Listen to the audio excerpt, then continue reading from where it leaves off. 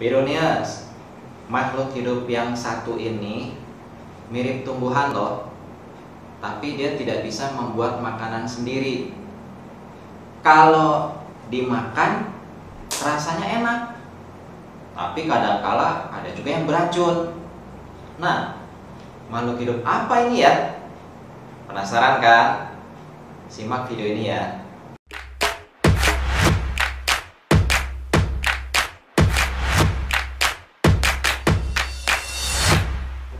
Hai Bironius, ada pertanyaan yang menarik tadi kan? Makhluk hidup mirip tumbuhan. Dia tidak bisa membuat makanan sendiri, tapi enak dimakan.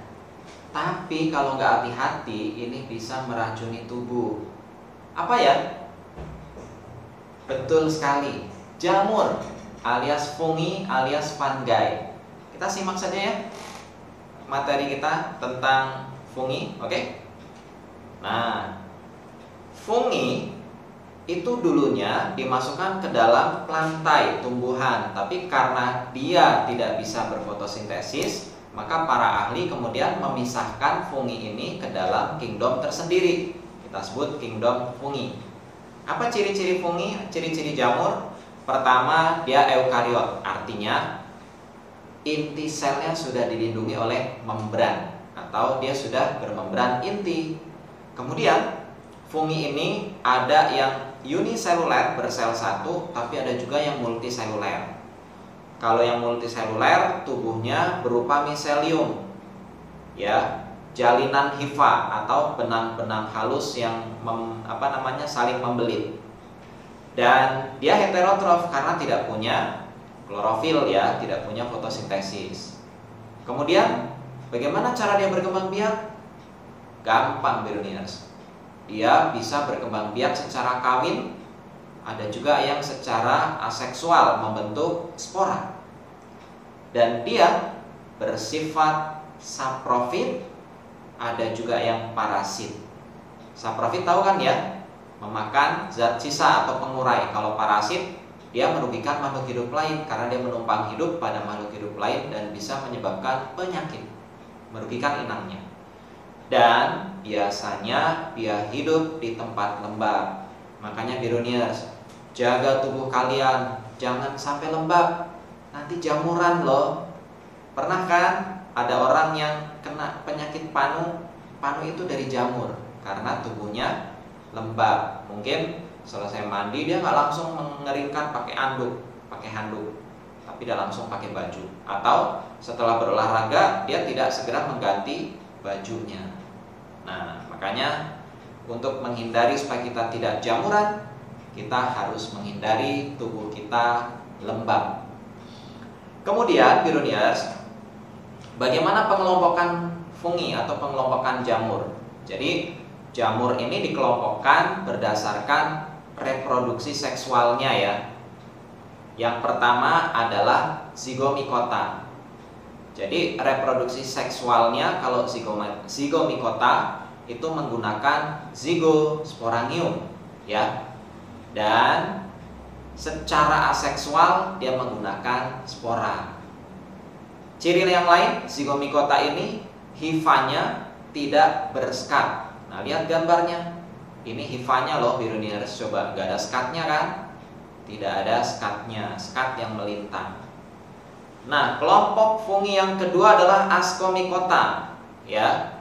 Ascomycota ini reproduksi secara seksual menggunakan ascospora. Ingat, namanya ascomycota berarti reproduksi seksualnya menggunakan ascospora. Secara tidak kawin atau aseksual, dia reproduksinya menggunakan conidia dan tunas. Nah, kalau ini hifanya berskat ya, sudah ada skatnya, lihat nih ya, ada skat-skat melintang. Oke. Contohnya adalah Saccharomyces cerevisiae atau jamur tape. Kemudian Bironius, kelompok fungi yang ketiga adalah Basidiomycota. Nah, kalau Basidiomycota ini ukuran tubuhnya besar, ya, multiseluler. Dia berkembang biak secara seksual menggunakan Basidiospora, sedangkan secara aseksual menggunakan Conidiospora.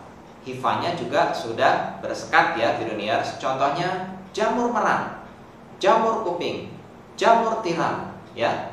Itu contoh-contoh Basidiomycota. Semuanya enak dimakan. Tapi ada juga yang beracun, biasanya yang warnanya cerah. Contohnya jamur amanita ya. Warna tudungnya, warna payungnya itu merah cerah. Tapi hati-hati, jangan dimakan. Kalian bisa meninggal ya, karena keracunan.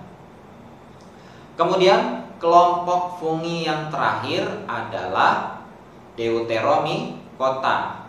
Khusus jamur ini sering disebut juga dengan jamur imperfecti, jamur yang tidak sempurna. Kenapa? Karena reproduksi seksualnya belum diketahui. Apa contohnya Biruniers? Contohnya jamur panu, Tinea versicolor ya. Oke, nah ini gambar-gambarnya Biruniers ya. Ada kelompok Zygomycotina, ada Ascomycotina, ada Oomycotina, Deuteromycotina, Basidiomycotina ya. Ini ada protista mirip jamur yang ikut. Di sini ada Myxomycotina sama Oomycotina. Jadi Biruniers lihat gambar Ascomycotina, Basidiomycotina, Zygomycotina sama Deuteromycotina.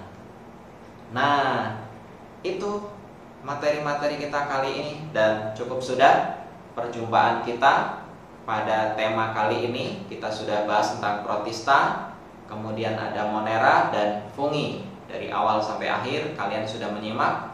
Terima kasih banget bagi kalian yang stay tune terus, setia terus di program BCL, Biruni Combo Learning ya. Terima kasih atas perhatiannya, dan ingat, Biruni selalu di hati ya, karena our care is yours. Oke? Terima kasih. Assalamualaikum warahmatullahi wabarakatuh.